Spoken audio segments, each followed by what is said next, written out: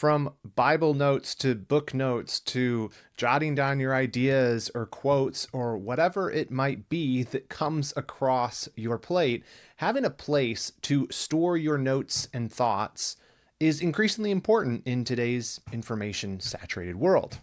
And so that's why having a note-taking system is just so critical. But how do you build a good note-taking system that doesn't itself become an onerous burden to maintain?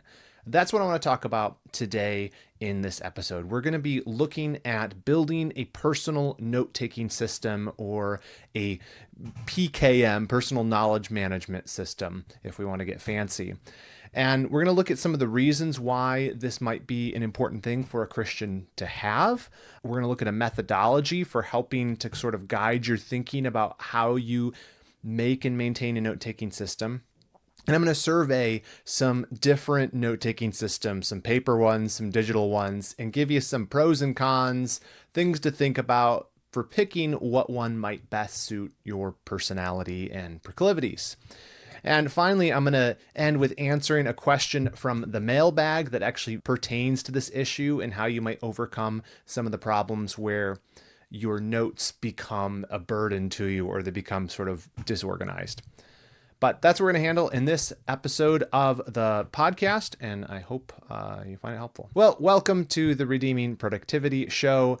This is where we help Christians get more done and get it done like Christians. We apply biblical principles to thinking about productivity as believers, and we also practically look at systems to enable you to apply those principles in your day-to-day life. And today is going to be a really practical episode as we look at personal knowledge management and note-taking systems.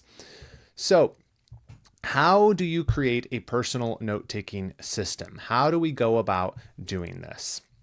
Well, I think the big thing we got to start with is sort of the theology aspect. Is why does this matter to us? Why do we care about creating a system like this? And I think the big reason is because we want to become knowledge stewards.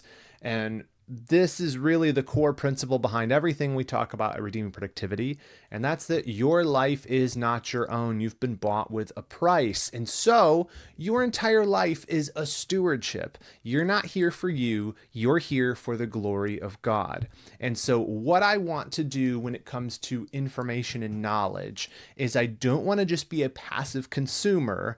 I want to be an active steward.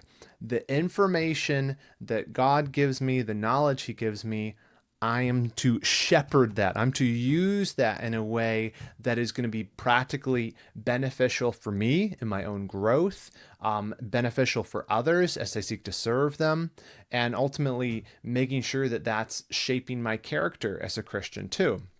And so this area of knowledge management is not an unimportant thing. This matters.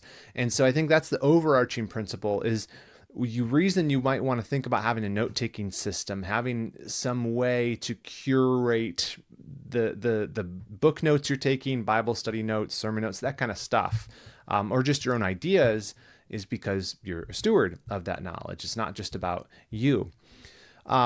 And so I have a couple ways, as I've been thinking about this, about how you might become a knowledge steward. And they all follow this paradigm of I want to go from a passive consumer to something else. So the first way to become a knowledge steward through having a note-taking system is you want to go from a passive consumer to a discerning thinker. You want to go from passive consumer to discerning thinker. Right? And these are two different things. A passive consumer is just that. They're passive. You take in a bunch of information, but you don't really process it, right? That's the issue there. It's like the person who inhales a bag of chips, but doesn't chew them really, doesn't even really enjoy them. You're not actually doing anything with that. You're just taking it all in, right? It's a passive thing versus an active thing. And so a discerning thinker, we're taking and examining the stuff that's coming into our heads and not just letting it go through without a second thought, right? And I think like one biblical principle that apply here in 2 Corinthians 10:5 says, "We destroy arguments and every lofty opinion raised against the knowledge of God and take every thought captive to obey Christ."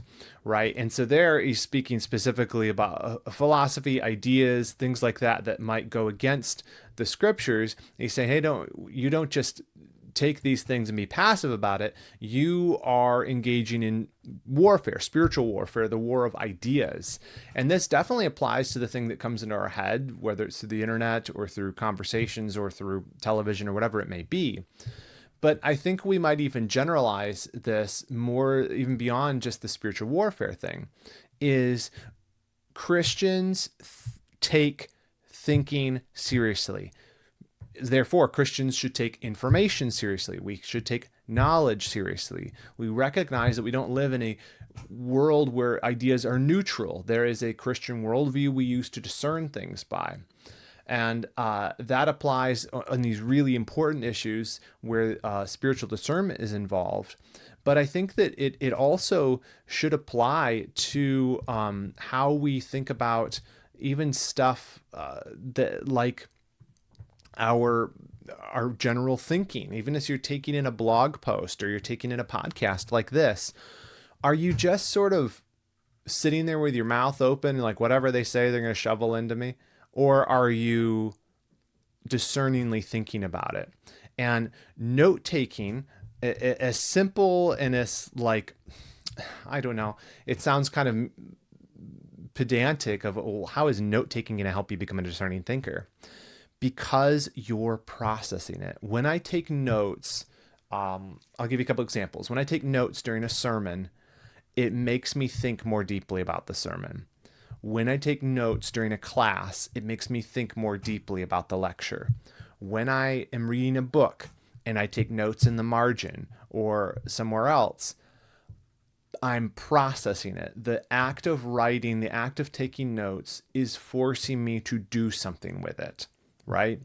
One of the things that can happen with people who run businesses is there's a lot of business content out there on YouTube or podcasts.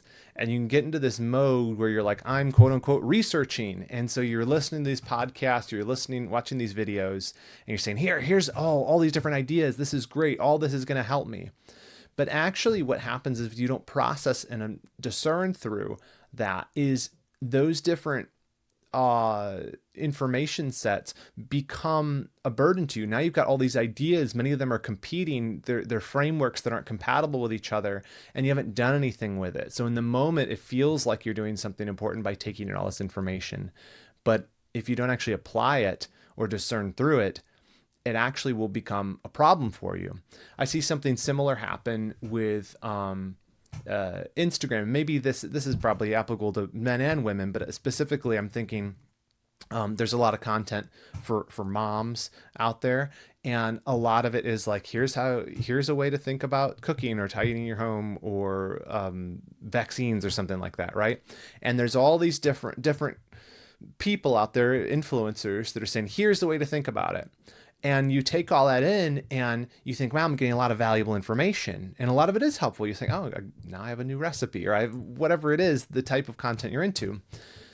The problem is if you're not being discerning about it, and specifically here in our scenario, we're saying, hey, take notes on stuff that you think might be helpful to force you to think through it.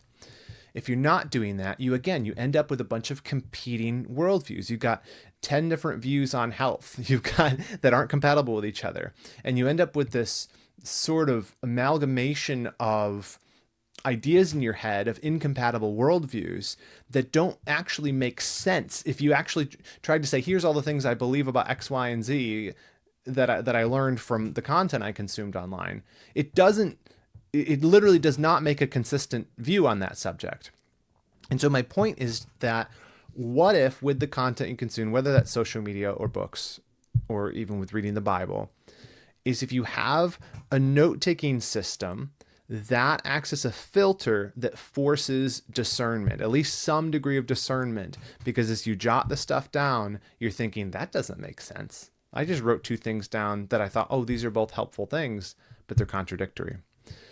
So for taking notes, it slows you down, and that helps you to become a discerning thinker. Second, a better way to become a steward of knowledge using note taking is it can take you from passive consumer to purposeful learner. So again, it's from passivity to intentionality, a purposeful learner. When I sit down to watch, I'll go back to the example of watching a YouTube video and I'm trying to learn something. If I have a notebook in front of me, the whole situation changes, right? If I'm sitting on the couch with a bowl of popcorn, I'm there to be entertained. If I'm sitting at my desk watching the same video, but I have a notebook, I'm there to be educated, right? It is a stance towards information. And it's okay to watch stuff for entertainment. But what I'm saying is that the notebook is the tool. It is the switch that makes you go from entertainment to education mode. The notebook is the key. It's going to help you go from passive consumer to purposeful learner. And again, if I want to take a biblical principle and try to apply it here, we might say from Proverbs 15:14, the heart of him who has understanding seeks knowledge, but the mouths of fools feed only on folly. And now here, Solomon is talking about the difference between the fool and the wise person, which he does quite a bit in Proverbs. And he's saying the person who has understanding or discernment, they're looking for knowledge. They're seeking it out, right? But the contrast is the fool, they feed on folly. They're like, hey, I'll take folly all the day long, right? And so how does having a notebook help you with seeking out knowledge? Because again, it's a stance. It's the stance of saying, I'm looking to be educated versus I'm passively just like, whatever it is, I'll feed on the folly. Yum, yum, yum, yum, yum, yum, yum. It's the mindless consumer. We don't want that. And so having a note-taking system, a place where you're taking the knowledge and you're curating it into some sort of, whether that's a notebook or an app, Evernote or Obsidian or something like that, the reason you care about having a knowledge management system is because it's going to help you to think better. That's the idea. And we'll talk more about specific systems in a minute. If this seems a little bit vague, you're like, yeah, but how do I actually do it? We're going to get to that. But I just want to make my case here first. So we've talked about being going from passive consumer to discerning thinker. We've talked about going from passive consumer to purposeful learner. Third one is being a knowledge steward, using a notebook to help you do that, is it helps you go from passive consumer to creative producer. Now, that sounds like something to be at the credits at the end of a movie. But when I say creative producer, I mean someone who does something with the knowledge you gain, right? The passive consumer, what do? They take it in and they do nothing with it. They get fat on information. The creative producer takes the calories of information and they transform them into action. They do something with them. They use that energy to actually be productive in the world. Okay, so the purpose of learning is not to get your head fat. The purpose of learning is to exercise the creation mandate to rule and subdue the world God's given you in whatever corner he's given you, to do that with excellence. It's to serve him by bearing his image in how you create and how you work. It is to serve others, loving others through being a productive member of society, through serving them through your work and actions. Whether you're a stay-at-home mom, you're working in an office, you have your own business, or you're a pastor, whatever it is, curating the information around you, taking knowledge seriously, and perhaps using a note-taking system for this helps you be somebody who actually makes something of the stuff you're consuming. It doesn't just go in one ear and out the other. It goes in one ear, you process it in your mind, and then it goes onto paper or into a digital system so that you can use that later to build things. And again, if we want to look at scriptural principles, I would take us to all the way back to Genesis, and I kind of just alluded to this, but the fact that we're made in the image of God, right? Genesis 1:27-28. God created man in his own image, in the image of God. He created him, male and female. He created him. And God blessed them, and God said to them, "Be fruitful, multiply, fill the earth and subdue it, and have dominion over the fish of the sea, and over the birds of the heavens, and over every living thing that moves on the earth." Right? This is still in effect. We are still to be exercising dominion in this world, and how I manage my home, how I mow my lawn, how I take the information I'm given and use it in a way to serve others. Whether that's just being someone who's knowledgeable because you take notes on the books you read, or and so you can give good advice, you can give wisdom because you're trying to curate wisdom into your mind, and the note-taking system's helping you to process that and store it in your mind, but also in a place you can retrieve it. If you're a writer, this is absolutely critical, is being a good note taker. But all of these things, we should think about them under the heading of, I'm an image bearer of God. God has created me in his image, and part of the way that I express that image is through working in a way like God works. He created things orderly, right? 6 days he created everything. 7th day he rested. He has this orderly world he's made. And I want my world, that my little corner that he's given me to steward and bear his image in, I want that to be orderly too. And so that's why we talk about productivity, in terms of organizing your life, organizing your documents, right? Having things orderly. It's not because we're all trying to be type A. It's because we're trying to be type G.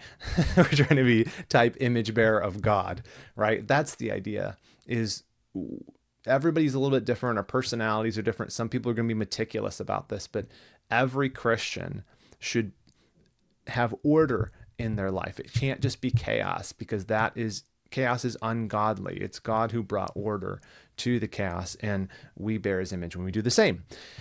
And all I'm saying is we should do that in the information we consume and curate.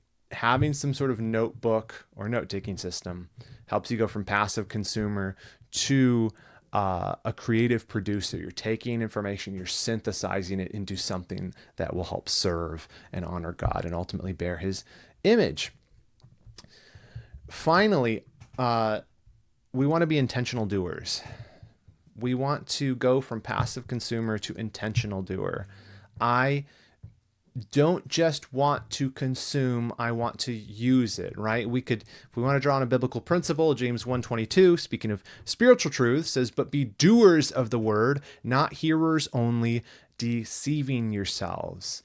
Right? You want to be a doer of the word. So this applies specifically to when we hear God's word, whether it's preached and taught to us at our churches or through podcasts or whatever you're listening to, or you're hearing it and reading it in the Bible as you're studying it. The goal isn't to just acquire knowledge. We don't just want to hear it. We want to do it, right? Study of the Bible or hearing it preached, it goes from you hear it to you transform into theology, which is basically the principles. Okay, I understand the principles of these passage. And then it goes to application. Once I want to take those principles and I want to use them. And too often, even the application is theoretical. It's like I was just reading about hospitality, the importance of being hospitable as a Christian. And I was like, yeah, I have a great theology of hospitality. And this is just, confession time. I was like, I understand hospitality. I could write a book on hospitality, but I don't have people over, not nearly as often as I should, right? That's something we could grow in as a family, is being more hospitable. And that's how you actually apply it. You don't leave it in theory land. You don't leave it in theology land. You go from the scripture to the principle to the application. You actually do the application. You don't just be a hearer of the word, you do it, right? And so, okay, so what's note-taking have to do with this? It forces that process, right? This is why people often talk about the difference between Bible reading and Bible study. When I study the Bible, I am not just being a hearer of the word. I'm processing it, often through writing and note-taking, so that I'm taking those principles, I'm understanding the principles clearly, and then I'm turning that into application. How does this apply to my life? The process of writing and note taking can facilitate that transformation from knowledge to action. It won't completely bridge the gap, because even at the end of the day, you got to stand up from the Bible study and actually go do the stuff that you learned and applied in theory, right? But the note taking aspect can help you do it. And my contention is, this has application beyond just studying the Bible. It's you take notes on books you're reading, right? And it doesn't have to be a Christian book. If you're reading a nonfiction book, you're saying, hey, this is a great principle. You want to take the extra step of not just saying, oh, that was a profound epiphany I had from reading that. You want to jot that down, process it, think about it, question it, and say, what am I going to do about this in my life? And just speaking from my own experience, this is what note-taking has done for me. It has enabled me to process the stuff I'm learning from the scriptures, from sermons, yes, but also from nonfiction books, from podcasts I listen to, from conversations I have. I write down the stuff that really resonates, and then I spend time later processing it. And it's helped me, I think, to become a more thoughtful, discerning, intentional person with the information I'm learning. And ultimately, hopefully, because this is the aim of it, I'm trying to be a more faithful steward of the knowledge God gives me. And so that's the objective here. And I think note-taking can help us do that. Having a note-taking system can help you become a better steward of the knowledge God gives you by transforming you from passive consumer to a discerning thinker, purposeful learner, creative producer, and intentional doer. That's the big idea that I wanted to hit on in this episode. That is why we care about this. You say, great, Reagan, what do I do with that? How do we go from theory to practice in this very podcast episode to get meta on you? I'll give you a little methodology. I'm going to give you a framework for how to think about this, and we're going to kind of narrow in our circles here. I'm going to give you a framework next. And then I'm going to give you some really practical survey of tools you can use to do this. And along the way, I'll share the system I use, which if you can call it a system, but I'll share how I apply these principles in the way I take notes, use them to process things, so I'm less passive and more active in how I use the knowledge God gives me. So, we're going to use an acronym here. We're going to call this the REAP method, right? Like you reap what you sow, but it's an acronym, REAP. And the R stands for receive, right? So when you get new information that you think might be helpful, you got to receive it. You got to capture it somewhere. So whether that's scripture or insights you get from a book or quote, whatever it is, you want to capture that somewhere, right? And so without being too specific about this, like whether you use Apple Notes or a pen and paper, whatever system you develop, you should have a place for jotting stuff down.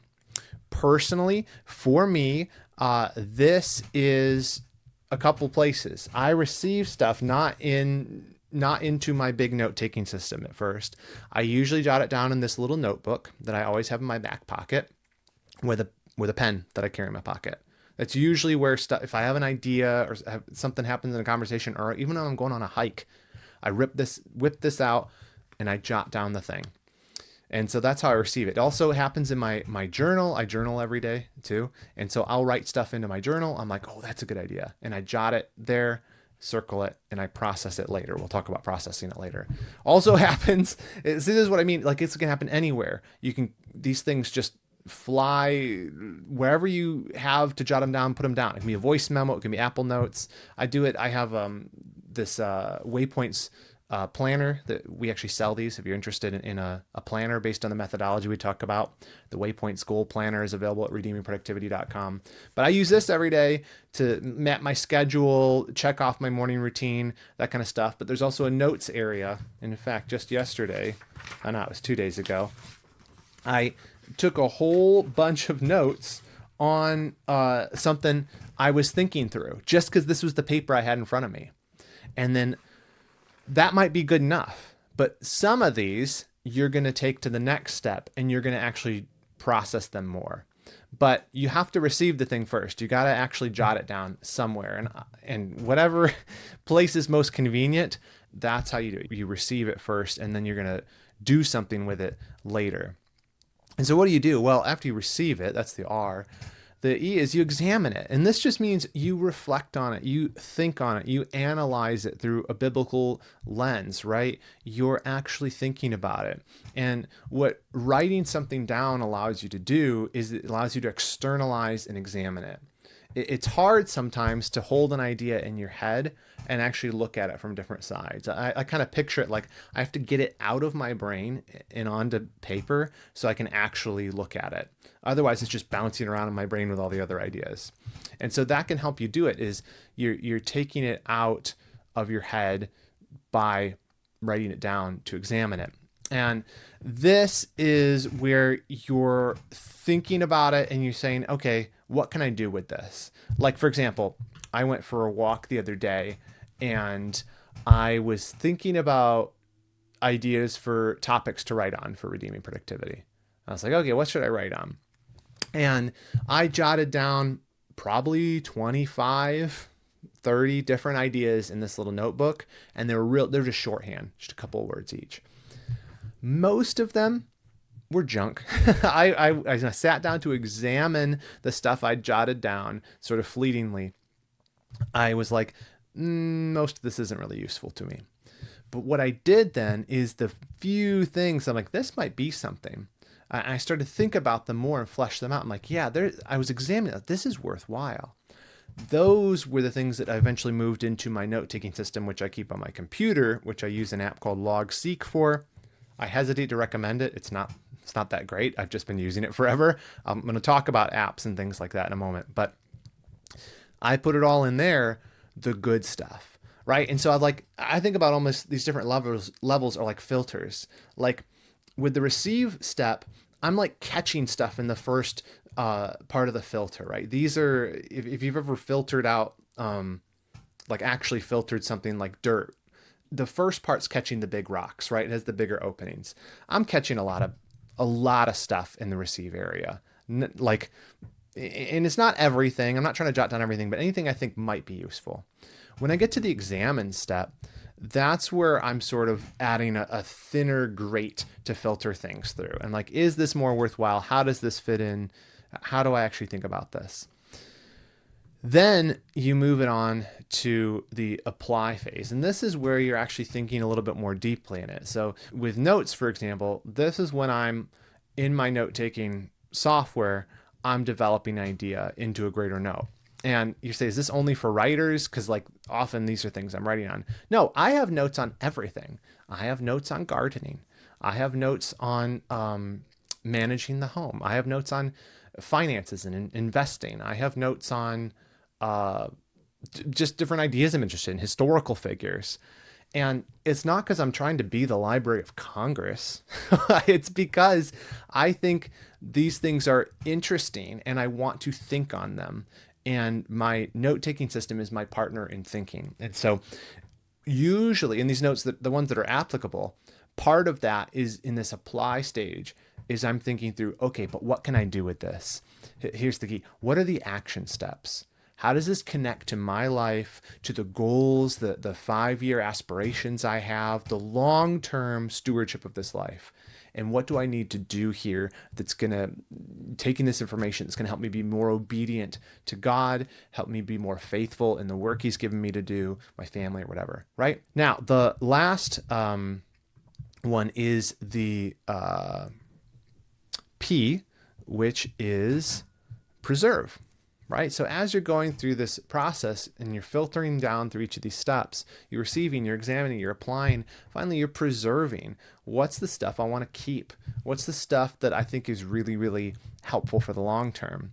And this is where a lot of this is borrowing from Sonke Aaron's book on taking smart notes, or it might be on smart notes, something like that. I actually did an episode on this, I think like 5 years ago. If you look back to type in smart notes into the search, you will find an episode on this methodology for note taking. If you've heard of the Zettel-Kasten, that kind of thing, interconnected note taking, there's a book on it. I've did a little review episode on that many years ago. But the preserve phase is basically, it's a type of note where you're saying, I want to keep this for the long term.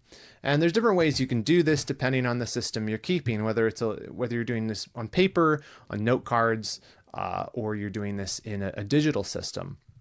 For me, and this is how I borrow it, I tag certain notes as permanent notes. This comes from Soke Aaron's book, which is based on this guy Nicholas Luhmann's work and how he took notes. It doesn't matter how you do it. In Notion, so if you use, again, just to shill some of our products, we have a Notion template called the Christian Productivity Planner. You can get that at christianproductivity.com. Part of that is a knowledge management, notes management system. And the simplest way to take these notes from, I have all this stuff I've captured, I've received, I've examined, I've applied, I have lots of notes in there, but they kind of get mixed in the mess. Favorite some of them. That's what I do. I have a set of favorited notes, and those are like the extra super filtered stuff, right? This is the gold with all the dross burned off.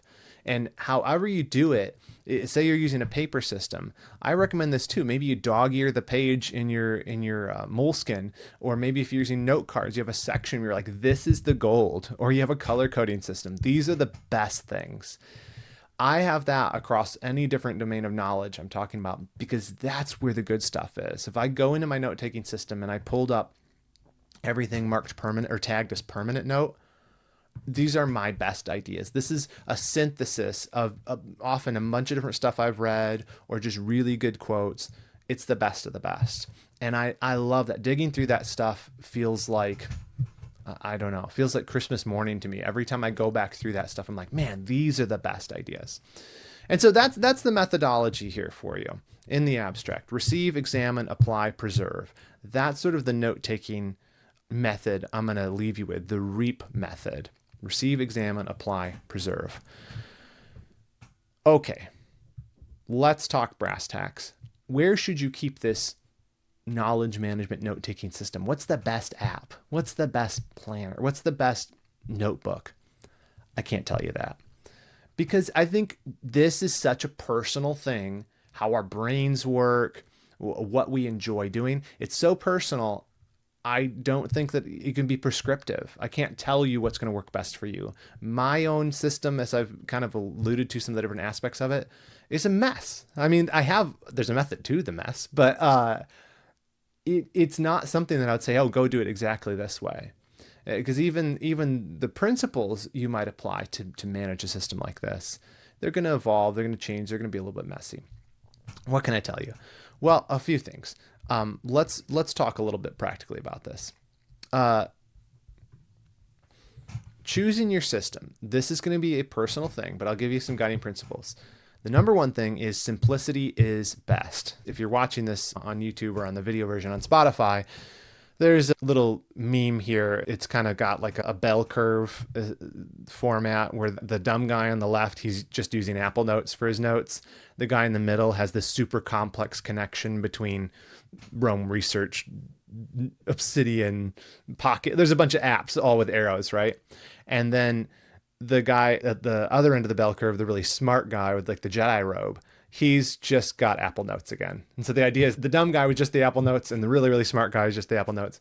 I think the funny thing about this is it's true. The simpler, the better. And so what's the simplest system for me? That's the question you want to ask.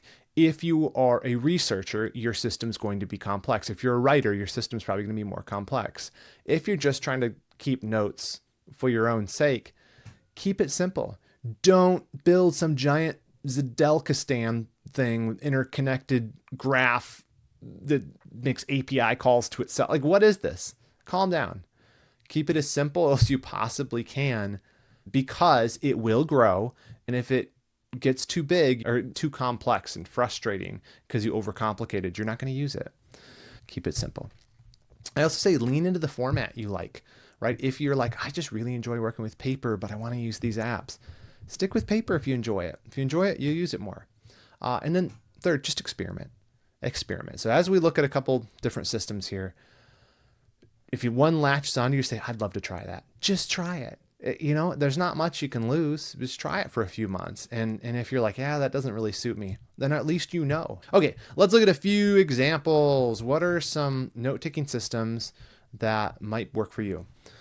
One would be paper notes organized, right? So here's a file cabinet drawer. This is actually from, I believe this is from George Carlin, the comedian.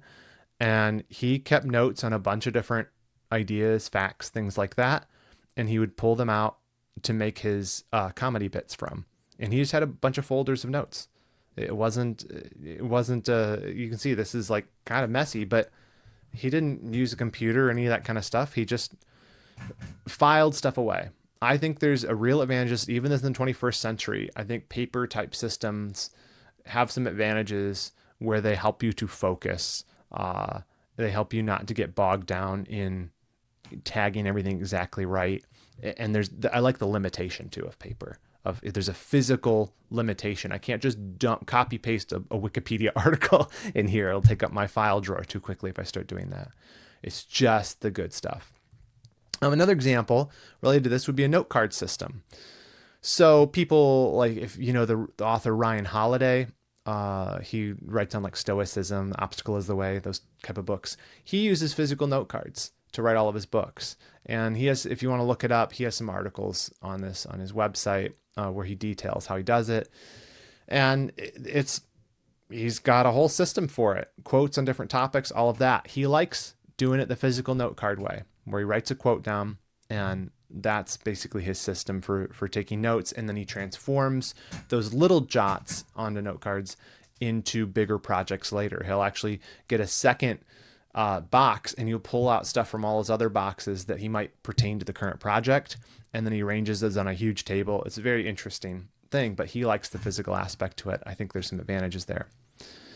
The other thing, if we go to the simplicity side of the spectrum, is what's called a commonplace book. So I think this is from the 17th century, if I remember right, from this image I pulled up. I don't think there's anybody important, but basically the point is, historically, people have kept what's called commonplace books. Seneca, Marcus Aurelius, Leonardo da Vinci, his sketchbooks also had all kinds of he had his grocery list, but he also had quotes. He had different stuff in there.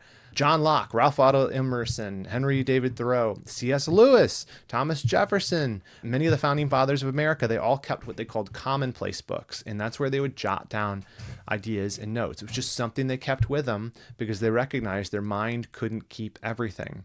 So if you want to go the simplest and also the best historic pedigree, go with the commonplace book. Just get a moleskin, or better yet, get a better quality book like a Luke term, can't pronounce it, or Rhodia. Get a good quality notebook and just carry it around with you. And when you have ideas, you hear a quote, or you take a sermon note in there, or whatever, you just have a place you keep them. And you're saying, I'm not doing much more than that. This is where I put everything. That's fine. If that works for you and the level of complexity of your life, then I say more power to you. Now, on the digital front, there's a ton of options, and we could spend hours talking about this, but I'll save you and talk about some of the top level ones. A lot of people like Evernote. It is a notebook style thing. It's kind of like having a bunch of notebooks within notebooks. That's the way to think about it. But you can have formatted text. You can store PDFs in there, images, all kinds of stuff. You can tag stuff, organize it a bunch of different ways. Evernote's been around for a long time. A lot of people love Evernote.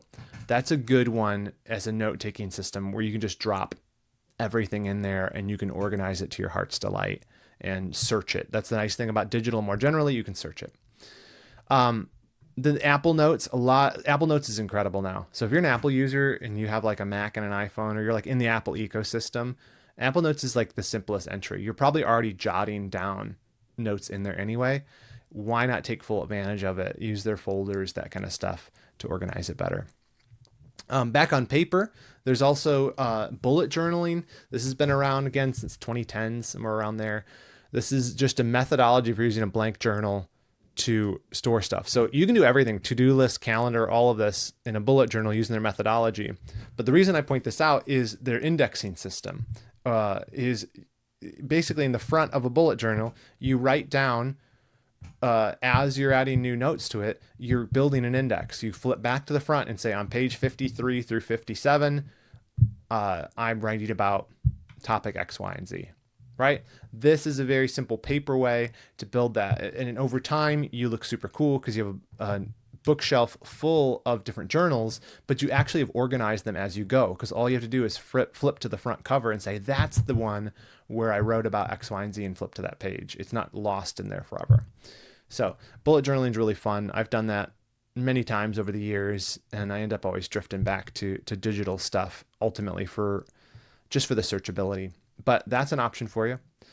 There's other connected note-taking apps, like Roam Research was a big one that kicked it off. But a lot of people now, the hero of personal knowledge management apps is Obsidian. It's free. It's a markdown editor, folder-based, tag-based, like all that stuff you can do within Obsidian, and you interconnect stuff. Think about it like Wikipedia. Obsidian is a way to build a personal wiki for your life. So that's a very popular one. In fact, my friend Bodie Quirk is doing a workshop on this in our Redeeming Productivity Academy this week. That's our membership program. So if you join this week, you'll get to watch that. Or if you join later, that's going to be in our workshop archives as well too. This is a really cool one that's gained a lot of popularity in the last 5 years. There's, of course, Notion. I've mentioned Notion already. You can organize stuff in there through databases. It's a lot more customizable, and the look and feel of it. Again, our Christian Productivity Planner at christianproductivity.com has that as part of it, along with goals, habits, all that kind of stuff as well, all in one place. But that's a digital one that a lot of folks like. What if you want to go real simple? Huh? What if you're like, I just want one giant document to rule them all? Well, sir, this is actually what I think he still does it. Matthew Everhard, if you follow him on YouTube, I've had him on the podcast a few times, and I think he still does this. He has huge documents, like multi-hundred, probably thousands of pages on theology or rolling commentary on the Bible. He just has one document. He's like, I don't want to have all this interconnected fancy stuff. He says one place, and it builds a table of contents as I go automatically. And everything I want, one document. If I'm wondering where it is, I go in there and hit Control F and I find it. So that's another way to go about it. It's synced everywhere. If you're a Google person, you're in that world. You don't have to get into all this fancy stuff. That's what I'm trying to show you with this survey, is even in the app front, you can go simple or you can go complex. Try to find one that suits your personality. Another just on the simple front, I remember hearing Ian Murray. He's an author. He's written a lot of biographies for Banner of Truth. I remember hearing him at a conference one time talk about how he takes notes, and he just writes them on the front cover of books. So this is specifically book notes. But when he's reading a book, each chapter, he writes a little outline, his own outline, at the top of the chapter as he's reading the book.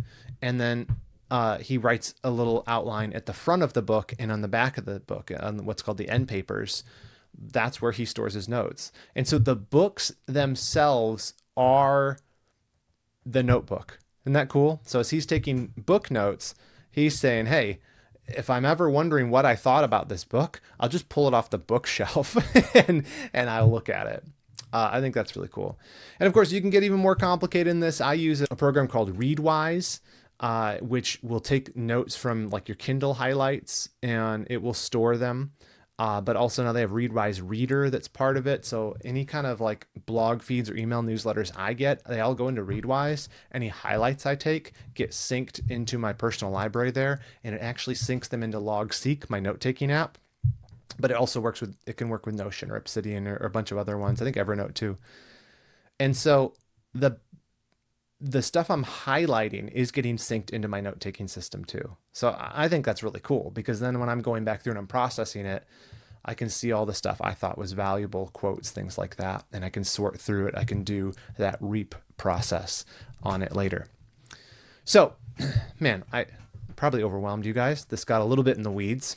Sorry. But if you've stuck around till now, my hope is that this little survey of the options out there will just get you thinking. Don't be overwhelmed. If there's one on here that you were like, that sounds interesting, go get the app or get the notebook, go dig deeper down that rabbit hole and start taking notes. That's the takeaway I want to give you, is any system's better than no system. Just start really simply. You can change it as you go. Life changes. You don't need to commit to something for the rest of your life. Try a bullet journal for a few months. Try doing Evernote for a few months and see what sticks. And you'll probably end up transforming it into something totally different than what you start with over time.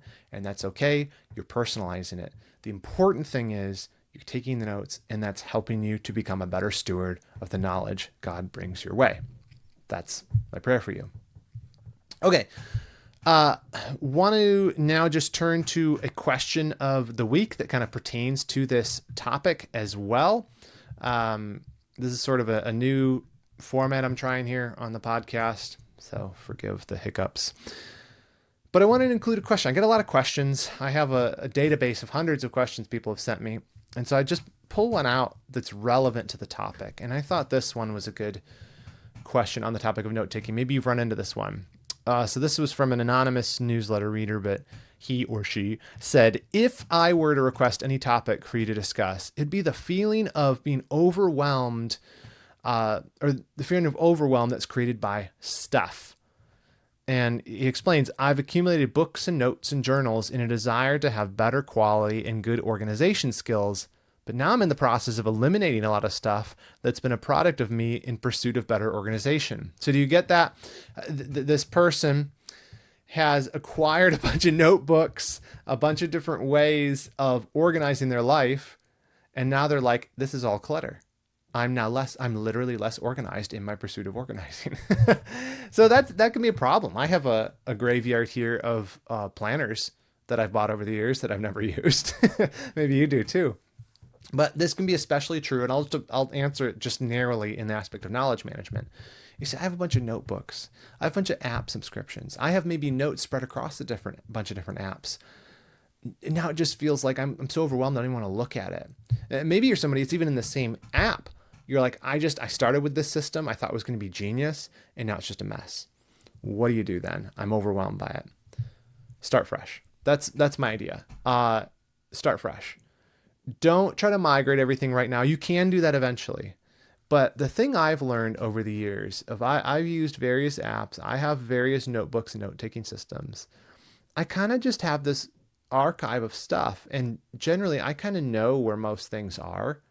I have at different times done big projects of migrating everything to a different app and that kind of stuff. There's a lot of digitization I've done over the years with old notes, or like I do all my sermon notes by hand, and I've gone through and tried to type those up or at least scan them in. So I have those somewhere digitally. That's cool. And that's a long-term project. But what I'm trying to save you from with this advice is getting paralyzed by that. Maybe you'll never migrate it. That's fine. Put it in a box. Or just maintain access to that stuff, or export it as a CSV if it's digital. Just start fresh. Just say, okay, I'm going to try a simpler system this time, and I'm going to work there, and I'm going to try to stick to that.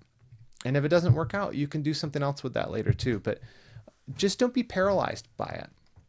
At the end of the day, you're not taking your notebook system with you, right? Like to heaven. Like when you die, it's gone. What really matters in all of this, and try to keep this top of mind, is you're not trying to build a perfect archive of all your information. You're not trying to build a second brain. I actually don't like that term, because we're not transhumanists. We're not trying to transcend the body and upload ourselves to the cloud. We're trying to be faithful. Note-taking is a tool that helps me be faithful with knowledge.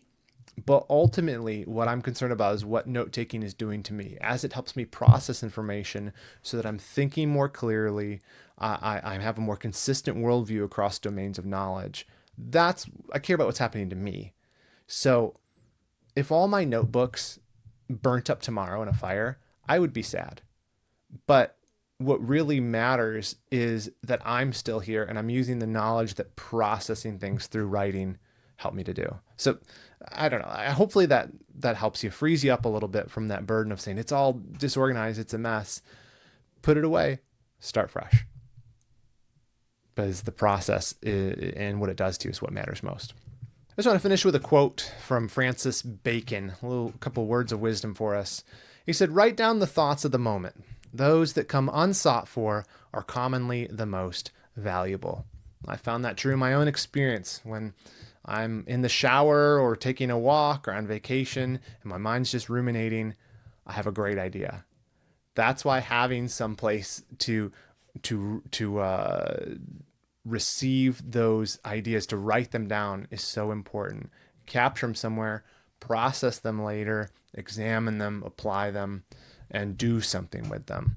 Well, thanks for listening. If you have any ideas on note taking, feel free to share them in the comments, or you can always email me at Reagan, that's Reagan, at redeemingproductivity.com. And if you have questions that you're like, hey, I'd love to hear this answered on a future episode, send those also to Reagan at redeemingproductivity.com. And hopefully I'll be able to share an answer to your question in a future episode. Well, that's all I have for you this week. If you'd like to dig deeper into personal productivity from a Christian worldview, we have loads of resources at redeemingproductivity.com. I just released a new ultimate guide last week on going paperless with your documents. So not your personal notes, but like medical records, tax stuff, all of that. How do you go paperless with that? If you go to redeemingproductivity.com/paperless, the full guide is there. You can get a little PDF checklist and turn that onerous task into something that is step by step. But hopefully I'll see you again here next week, Lord willing. But until I do, remember this: in whatever you do, do it all for the glory of God.